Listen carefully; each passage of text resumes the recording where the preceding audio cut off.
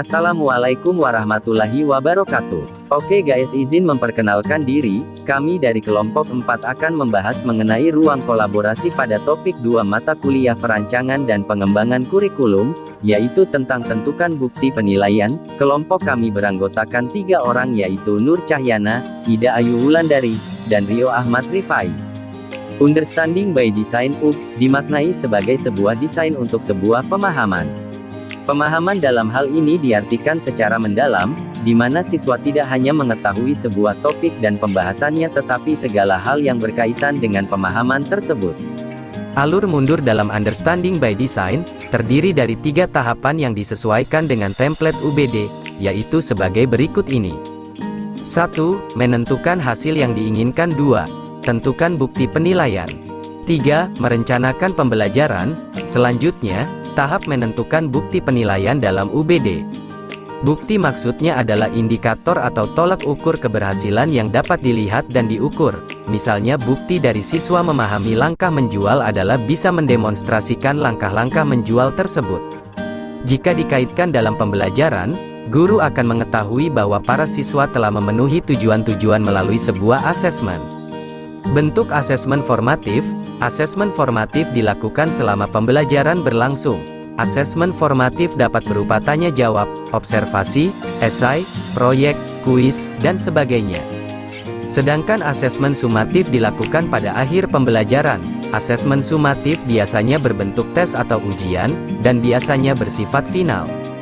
Berdasarkan template Understanding by Design, pada tahap kedua ini terdapat pembedaan antara 2 tipe penilaian yaitu: pertama, performance task, tugas kinerja yang dapat ditunjukkan oleh siswa sebagai bukti telah mencapai pemahaman yang diinginkan. Yang kedua, author evidence, bukti-bukti lain yang dapat digunakan dan dikumpulkan untuk membangun kasus, pemahaman, pengetahuan, dan keterampilan, seperti 1. Lembar refleksi pekerjaan rumah, wawancara, evaluasi diri, pengamatan kelompok, kegiatan diskusi bersama. 2. Tugas akhir berupa proyek di mana siswa diperbolehkan untuk memilih, berkreasi, dan mandiri. Penilaian UBD lebih menekankan pada unjuk kerja murid, performance student. Hasil yang ingin dicapai dalam UBD tidaklah langsung pada kemampuan tertinggi melainkan disusun secara bertahap karena yang paling diharapkan dalam pembelajaran berbasis UBD ialah pemahaman murid. Menurut McTighe dan Wiggins dalam Natala, DKK, 2023, menyatakan pemahaman disusun bertahap atau dikenal dengan 6 aspek pemahaman dalam UBD. Yang pertama menjelaskan, explanation, yaitu menjelaskan teori dan ilustrasi yang menyediakan pengetahuan dan dibenarkan melalui tindakan.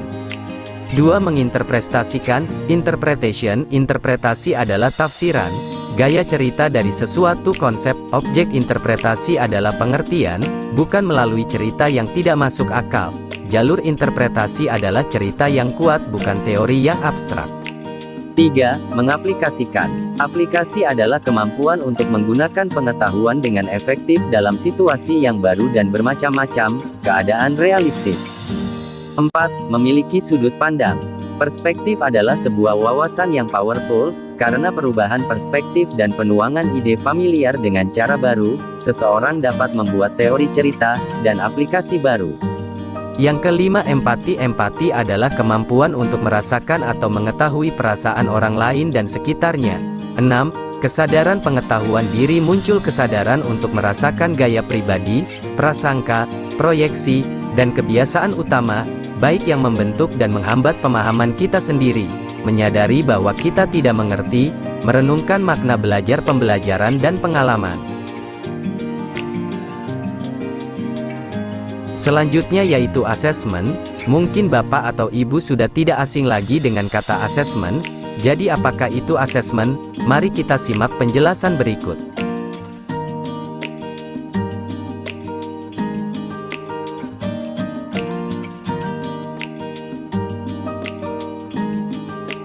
Pertama, asesmen diagnostik. Apa sih itu asesmen diagnostik?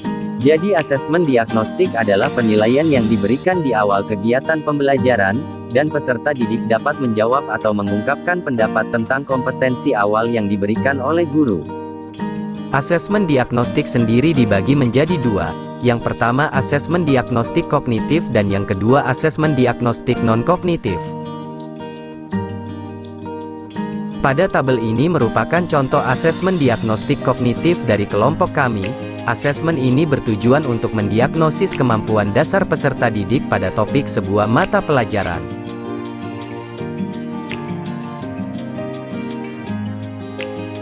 Selanjutnya asesmen diagnosis non-kognitif.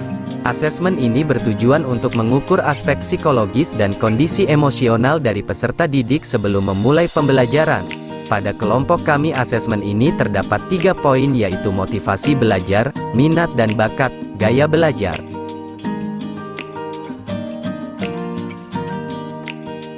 Selanjutnya asesmen formatif.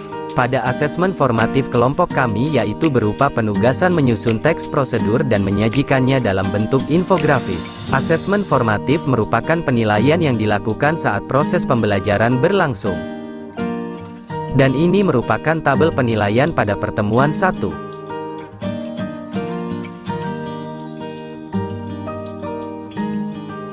Selanjutnya yaitu asesmen sumatif. Asesmen sumatif merupakan berupa pemberian soal di akhir pembelajaran. Asesmen sumatif terdiri atas soal pilihan ganda biasa dan soal esai. Berikut contoh soal pilihan ganda dan esai pada asesmen sumatif.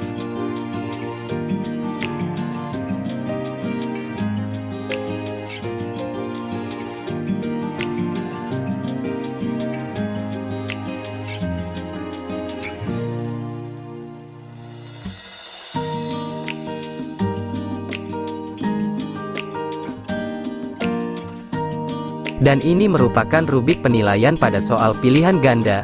Jadi ketika peserta didik mampu menjawab dengan benar maka akan mendapatkan skor 1. Dalam nilai akhir pengetahuan yaitu, penghitungannya nilai pemerolehan dikali 100 dibagi nilai maksimal. Contoh nilai pemerolehan 10 dikali 100 sama dengan 1000 dibagi nilai maksimal yakni 10 sama dengan 100.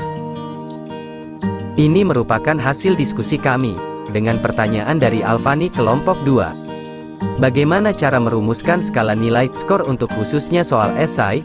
Pasalnya, bakal sulit memeriksa satu persatu, terlebih bila memegang banyak kelas. Jadi perlu yang konkret dan efektif bagi guru dan adil bagi siswa. Dan jawaban dari kelompok kami yakni, berdasarkan observasi dan wawancara yang dilakukan bersama guru Pamong, cara merumuskan skor pada penilaian formatif khususnya soal esai dapat melihat secara kondisional jumlah pertanyaan yang diberikan kepada peserta didik dan melihat kelengkapan jawaban. Misalnya, terdapat 10 soal esai, maka tiap soalnya bisa diberi skor tertinggi 10 poin, supaya skor keseluruhan dapat mencapai nilai 100. Jika peserta didik dapat menjawab pertanyaan secara lengkap, maka setiap jawaban diberi poin 6-10. Apabila menjawab soal tersebut kurang lengkap bisa diberi poin 1-5 dalam satu soal. Hal yang terpenting adalah keadilan bagi peserta didik, karena setiap pertanyaan pastilah berbeda. Guru dapat menerapkan fleksibilitas sesuai dengan jawaban yang paling tepat. Terima kasih telah menyaksikan video kami. Sekian dari kami. Wassalamualaikum warahmatullahi wabarakatuh.